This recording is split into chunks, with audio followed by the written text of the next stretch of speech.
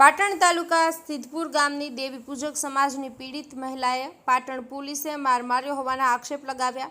પ્રાપ્ત વિગત અનુસાર પાટણ પોલીસ ઉપર આક્ષેપ લગાવનાર પીડિત મહિલા દેવી પૂજક સમાજની છે।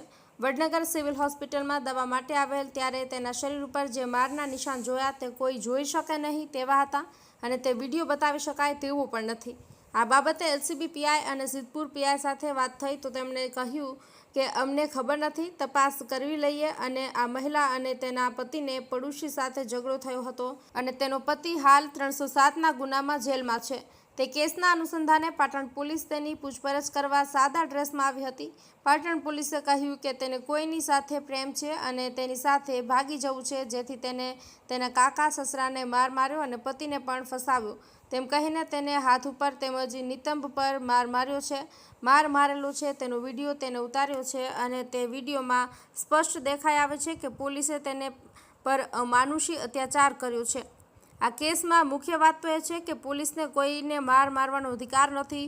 જો તે મહિલા ગુનેગાર હતી તો તેને પૂછપરછ માટે મહિલા પોલીસ કર્મચારી સાથે લાવવી જરૂરી હતી। કોઈ જેન્ટ્સ પોલીસને એક મહિલા પર હાથ ઉપાડવાનો કોઈ જ અધિકાર નથી। તે મહિલાના જણાવ્યા અનુસાર તેને 9 પોલીસ કર્મીઓ એક સાથે મળીને ચોટલો પકડીને જે માર માર્યો છે તે કોઈ પણ સ્થિતિમાં યોગ્ય નથી। પીડિત મહિલાએ આ બાબતે ફરિયાદ કરવી જોઈએ, જેથી જેને આ મહિલા સાથે આ કૃત્ય કર્યું છે તે કાયદાની દ્રષ્ટિએ જ નહીં પણ માનવતાની દ્રષ્ટિએ પણ ખોટું છે। તેની સાથે આ વર્તન કરનાર કોઈ પણ હોય એને સજા થવી જ જોઈએ, પછી એ કોઈ પોલીસ જ કેમ ના હોય। આપણા દેશમાં કાયદો સર્વોપરી છે અને એ દરેકને સમાન લાગુ પડે છે। તમને કોને કોને માર્યા હતા? સાહેબ બધા પોલીસવાળા જ હતા। બધા પોલીસવાળા જ હતા? સાદા લુગડામાં જ મારી। બરાબર। એમના કપડાં સાદા જ હતા। ગામમાંની કોઈ હતા? ગામમાં કોઈ નથી, ગામનું કોઈ નહીં। અને જૂઠો આરોપ નાખ્યો તો તમારા કાકા સસરાને તમે માર્યા ને તમારા ઘરવાળાને તમે માર્યા છો।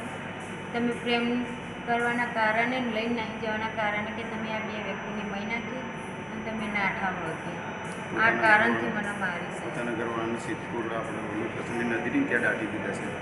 આ છોકરીનું કહેવાનું એમ બી થાય છે કે જે પોલીસવાળા નદીમાં લઈ ગયા હતા ને એ એમ કહેતા હતા કે આ છોકરીએ કે તારા ઘરવાળાને મારી અને અહીંયા દાટી દીધું છે અને તે જગ્યાએ લઈ ગયા, બરાબર। અને આ છોકરી સાચું બોલતી, બરાબર। આ છોકરી સાચું બોલતી તો તેને ઘરવાળો કઈ રીતે જીવતા, એને ઘરવાળો અત્યારે હયાતમાં છે સાહેબ, બરાબર। અને ત્યાં એક મારું કહેવાનું મતલબ તો લગભગ 10-12 પોલીસવાળા જ હતા, પણ આ છોકરી ખુદ એના જાતે કહે છે 2 ગાડી પૂરેપૂરી હતી, એટલે કહેવાનો મતલબ 20 થી 25 માણસ હતા સર, અને ચોટલો પકડીને મારી છે। સાચું કે ખોટું? બાલ વયસી પકડીને તો ભૂઈમાં માથા ગાલી પગોની પાછળ ગોજો આવ્યો, સિટી સ્કેન કરાવે છે, પગોની વડીઓ પાડીને લેવા વાળી કરી લોહી ભાઈ નીકળ્યું પણ માથાને આવો સ્કેન કરાય। આ છોકરી 6 ગુનોની એક જ બેન છે, એટલે 6 બેન અને આ પ્લસ 7 ગુનો છે ને એક જ નાનો ભાઈ છે છેલ્લો, બરાબર। એટલે આ છોકરો અત્યારે કોઈ પોછડ સુધી જઈ શકતો નહીં, એટલે અમારા પગલાં ધરવા પડ્યા છે, બરાબર। આમના તમે બધા રિપોર્ટ જોઈ શકો છો, સિટી સ્કેનનો રિપોર્ટ, એક્સરેનો રિપોર્ટ, આ છોકરીને કઈ રીતના ઈજા થઈ છે, સિટી સ્કેનનો રિપોર્ટ, આ બધા મારે અહીંયા કેસ નહીં લખાય ને સર તો હું ગાંધીનગર મહિલા મંડળ નારી કેન્દ્રમાં કેસ કરવા મારી છૂટ છે અને મારે કાયદેસરની કાર્યવાહી જ્યાં સુધી ના થાય ને ત્યાં સુધી હું જપીશ નહીં સર।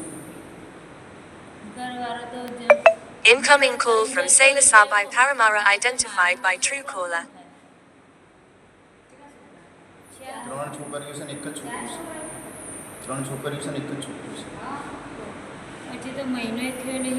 અને સર તમને એમ લાગતું હોય ને કે તમે ખાલી વિડીયો ફેક વિડીયો બનાવતો હોય એમ બી લાગતું હોય તો આ છોકરીને હું આખી ઓપન કરી અને તમને હું એમને ઘા બતાવી શકું છું, બરાબર। કે અમને કોઈ મને શરમ નથી આવે, હવે લાજ શરમ છોડી દેવી પડશે સાહેબ। જો આમ તમે આમાં જઈને જોઈ લો સાહેબ,